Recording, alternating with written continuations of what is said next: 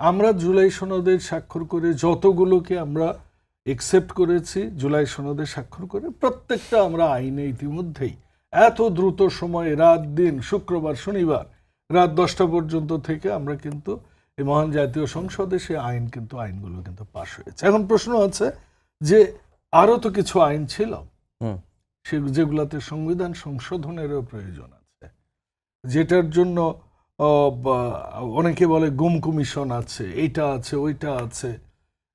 সেগুলোর জন্য কিন্তু বিএনপি অবশ্যই যা জুলাই সনদে আমরা নোট অফ ডিসেন্ট সহ যা এগ্রি করেছি প্রত্যেকটা আমরা করব।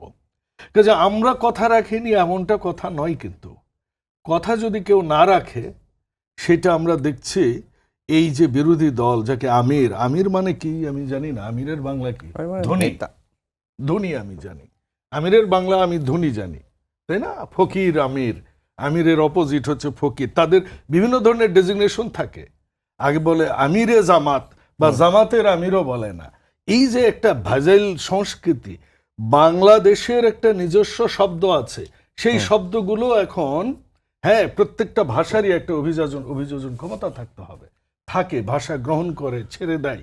কিন্তু তার মানে এই না যে আমাদের আফগানি ভাষা নিয়ে, পার্সিয়ান ভাষা নিয়ে, আমাদের মধ্যপ্রাচ্যের ভাষা নিয়ে সেটা আমাদের সংস্কৃতিতে আনতে হবে, যেটা আমাদের একজন মাননীয় সংসদ সদস্য বীর মুক্তিযোদ্ধা ফজলুর রহমান কিন্তু বলেছেন।